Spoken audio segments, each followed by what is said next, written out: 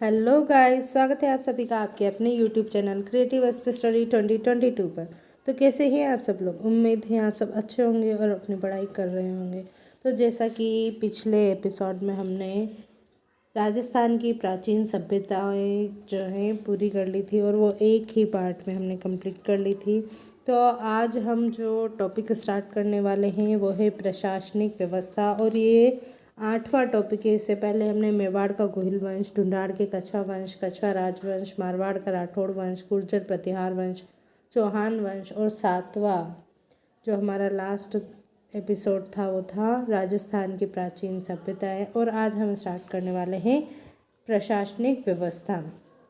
तो चलिए शुरू करते हैं आज का वीडियो। प्रमुख प्रशासनिक व्यवस्था। तो प्रशासनिक व्यवस्था से जुड़ी हुई जो शब्दावली है वो पढ़ने वाले हैं। प्रमुख प्रशासनिक शब्दावली, जिसमें पहली से लेकर हम आखिरी तक सारी शब्दावलियाँ देखते हैं। तो पहला जो शब्द है हमारा वो है खालसा भूमि। तो खालसा भूमि क्या है? सीधे राजा के नियंत्रण वाली भूमि खालसा भूमि कहलाती है।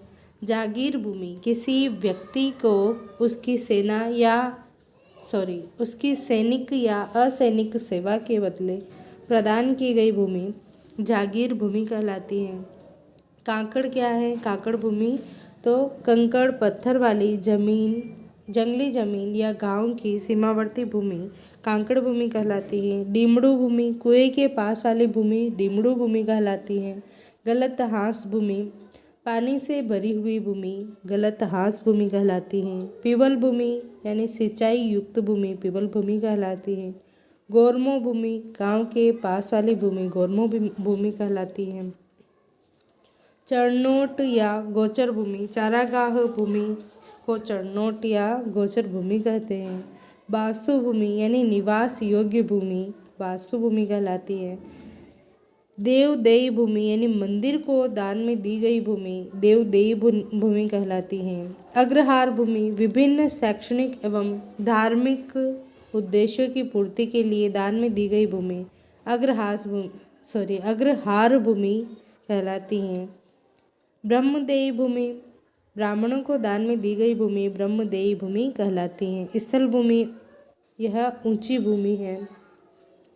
देव मातृक भूमि, वह भूमि जो देवताओं की कृपा अर्थात वर्षा जल पर आधारित हो देव मातृक भूमि कहलाती है। अदेव मातृक भूमि, वह भूमि जिसकी कृत्रिम साधनों से सिंचाई की जाती है। भू राजस्व संबंधी शब्दावली। तो एक शब्दावली हमारी हो गई है प्रमुख प्रशासनिक शब्दावली। अब दूसरे प्रकार की जो शब्दावली है वह है भू राजस्व संबंधी शब्दावली। हिरण्य या विगोड़ी, हिरण्य या विगोड़ी क्या है? नकद भूमि कर को हिरण्य या विगोड़ी के नाम से जाना जाता है। मेय, अनाज के रूप में राजस्व कर को मेय कहते हैं। मसाहत, भूमि की पैमाइश के आधार पर भू राजस्व का निर्धारण मसाहत कहलाता है। बटाई, भू राजस्व निर्धारण की पद्धति बटाई कहलाती है। खेत बटाई, खेत में खड़ी फसल का बंटवारा खेत बटाई कहलाती है। लंक बटाई, फसल कटने के बाद फसल का बंटवारा लंक बटाई कहलाती है। रास बटाई, फसल से दाना निकालने के बाद उसका बंटवारा रास बटाई कहलाती है। जोहड़, कच्चे कुएं जोहड़ कहलाते हैं। चौगान, पोलो खेल को चौगान के नाम से जाना जाता है। ओरण, आखेट निषेध क्षेत्र को ओरण कहते हैं। लाटा कुंता, खड़ी फसल पर अनुमान के आधार पर भू राजस्व का निर्धारण करना लाटा कुंता कहलाता है। बापी, सीढ़ीदार कुआं, बावड़ी या जालरा जिसे बापी के नाम से जाना जाता है। कीणा, साग सब्जी खरीदने के लिए प्रयुक्त अनाज कीणा कहलाता है। पंचकुल, अर्ध सामाजिक एवं अर्ध राजनीतिक संस्था जो सामाजिक कार्यों के साथ कुछ न्याय भी करती थी उसे पंचकुल कहते हैं। चौगान, कोटा राज्य में मानव क्रय विक्रय पर वसूल किया गया कर चौथान कर कहलाता है। आक्सी, जोधपुर राज्य में कारावास की सजा आक्सी कहलाती थी। मंजपिका, चुंगी कर को मंजपिका के नाम से जाना जाता था। ढाण यानी चुंगी। मतदान पतदान, पत्तदान क्या है? तो मराठों द्वारा विधवाओं के पुनर्विवाह पर वसूल किया गया कर पत्तदान कहलाता है। प्रशासनिक व्यवस्था, जिसमें पहली जो प्रशासन है, प्रशासन की इकाई है, वो है केंद्रीय प्रशासन। इसमें राजा क्या है, उसमें कौन कौन सी शक्तियाँ निहित हैं? तो राजा में सभी प्रशासनिक, न्यायिक तथा सैनिक शक्तियाँ निहित होती हैं। प्रधान यह राजा का प्रशासनिक व सैन्य परामर्शकर्ता होता है। दीवान राजा का आर्थिक, वित्त व राजस्व संबंधी परामर्शकर्ता होता है। बख्शी मुख्य रूप से सैन्य विभाग का अध्यक्ष होता था, जो सेना के वेतन, रसद, सैनिकों की भर्ती, प्रशिक्षण तथा युद्ध में घायलों के उपचार आदि कार्यों को देखता था। बख्शी कहलाता था। बख्शी क्या है? बख्शी है मुख्य रूप से सैन्य विभाग का अध्यक्ष होता था, जो सेना के वेतन, रसद, सैनिकों की भर्ती, प्रशिक्षण तथा युद्ध में घायलों के उपचार आदि कार्यों को देखता था। खानसामा यह राजकीय महल की आवश्यकता पूर्ति करता था। यह खानसामा कहलाता था, यानी महल में जिस चीज़ की भी ज़रूरत होती थी, खानसामा लेकर आता था।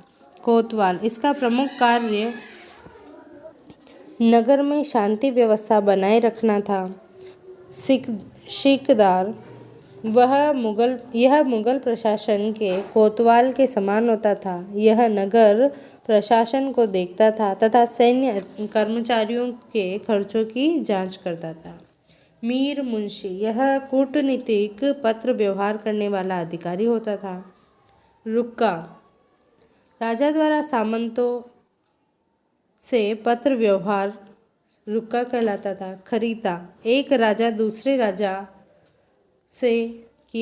एक राजा द्वारा दूसरे राजा से किया जाने वाला पत्र व्यवहार खरीदा कहलाता था। नैमित्तिक यह राज ज्योतिषी होता था। अर्जदाश्त राजपूत राजाओं द्वारा सम्राट या शहजादों को भेजे जाने वाला लिखित प्रार्थना पत्र अर्जदाश्त कहलाता था।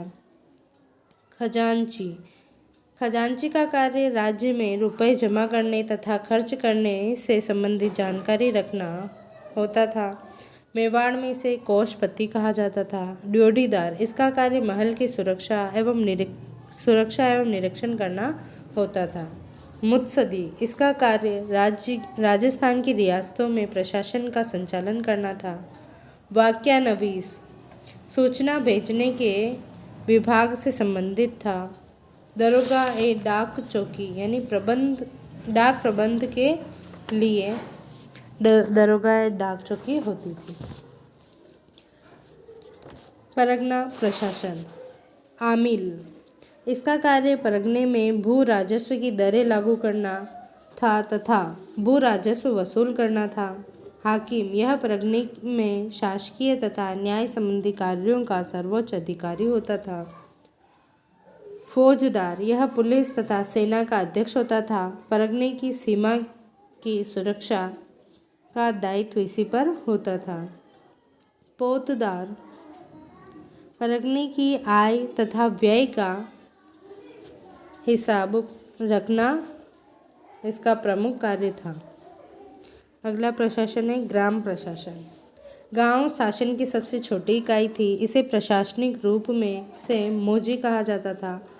गांव का मुखिया ग्रामिक कहलाता था। पटवारी यह भूमि संबंधी रिकॉर्ड रखने व राजस्व इकट्ठा करने का कार्य करता था। संघ गांव में धार्मिक उत्सवों, धार्मिक यात्राओं, प्रवचनों तथा आर्थिक संस्थाओं के संबंध में निर्णय लेता था। गोष्ठी इसका कार्य धार्मिक संस्थाओं की देखरेख करना होता था। पंचकुल यह राज्य द्वारा जारी भूमि से संबंधित आदेशों का पालन करता था। यह अर्ध राजनीतिक एवं अर्ध सामाजिक संस्था थी।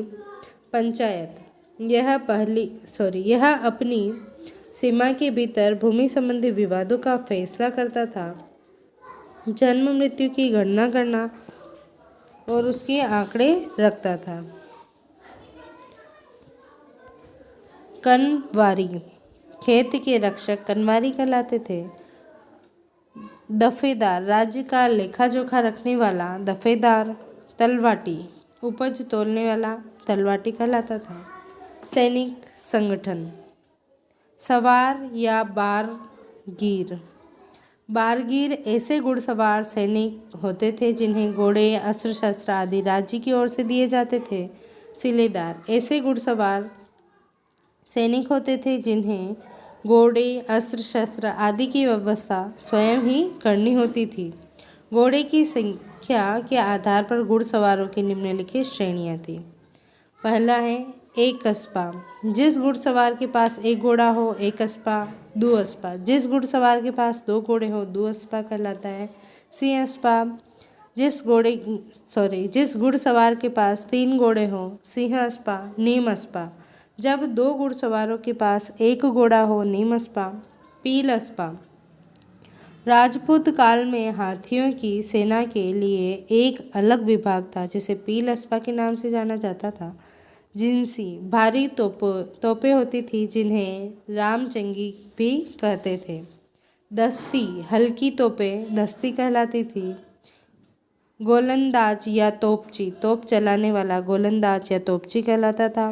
नरनाल, व्यक्ति की पीठ पर रखकर ले जाए जाने वाले तोप या पीठ पर रखकर कंधे पर रखकर चलाई जाने वाली तोप नरनाल कहलाती थी। शुतरनाल, ऊंट के माध्यम से ले जाए जाने वाला तोप खाना या ऊंट के ऊपर रखकर चलाई जाने वाली तोप शुतरनाल कहलाती है। रहकला, पहिए वाली गाड़ी से ले जाए जाने वाला तोपखाना रहकला कहलाता था।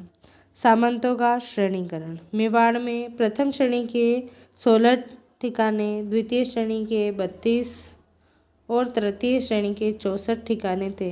यानी 64 ठिकानों के ठिकानेदार जिन्हें सामंत कहते थे। तो ये प्रथम श्रेणी के 16 थे, द्वितीय श्रेणी के 32 और तृतीय श्रेणी के 64 सामंत थे जिन्हें गोल कहा जाता था।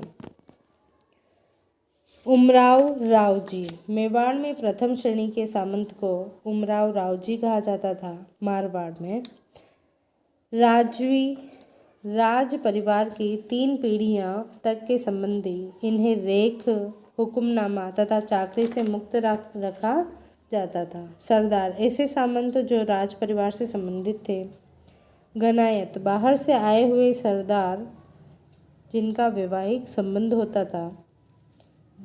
मुत्सदी, जागीर प्राप्त अधिकारी वर्ग मुत्सदी कहलाता था। आमेर में भोमिया सामंत और ग्रासिया सामंत और तीसरा प्रकार था सामंतों का 12 कोटड़ी सामंत। तो भोमिया सामंत क्या थे? बलिदान के बदले प्राप्त भूमि के जो सामंत थे वो भोमिया सामंत थे। ग्रासिया सामंत किसे कहते थे? तो राज्य द्वारा सैनिक सेवा के बदले दी जाने वाली भूमि के सामंत ग्रासिया सामंत कहलाते थे। 12 कोटड़ी व्यवस्था में जो सामंत थे वो 12 कोटड़ी सामंत कहलाते थे। कोटा से संबंधित है। देश थी, राज्य में रहकर रक्षा करने वाला सामंत देश थी। राजा के साथ राज्य से बाहर रहने वाले हजूर थी और दरबार के साथ मुगल सेवा में रहने वाला सामंत जूर थी कहलाता है। जैसलमेर, यहाँ पर सामंतों की 2 श्रेणियाँ थी। प्रथम श्रेणी डावी तथा दूसरी श्रेणी जीवनी। ये श्रेणियाँ हरिराज के समय बनाई गई थी। भरतपुर, यहाँ के सामंत 16 कोटड़ी के ठाकुर कहलाते थे। यहाँ पर सामंतों नेताओं के लिए लंबदार शब्द का प्रयोग किया जाता था। सामंतों के विशेषाधिकार। ताजिम, मेवाड़ के दरबार में से किसी सामंत के उपस्थित होने पर महाराणा द्वारा खड़े होकर उनका स्वागत किया जाता था जिसे ताजिम कहते थे। बाह पसाव, सामंत के दरबार में आने पर राजा के घुटनों से अपनी तलवार छूता तथा राजा उसकी पीठ थपथपाते थे, जिसे बाह पसाव कहते थे। सिरोपाव। सिरोपाव से तात्पर्य विशेष वस्त्र या आभूषण देने से था। यह वीरता तथा सेवा के बदले दिया जाता था। हाथ कुरब। इस ताजीम के समय सामंत द्वारा महाराणा का घुटना छूने पर महाराणा सामंत के कंधे पर हाथ लगाकर अपने हाथ को हृदय के पास लगा लेता था। सिर का कुरब। यह कुरब किसी विशेष सरदारों को मिलती थी, किन्हीं विशेष सरदारों को मिलती थी जो अन्य सरदारों से ऊपर बैठते थे।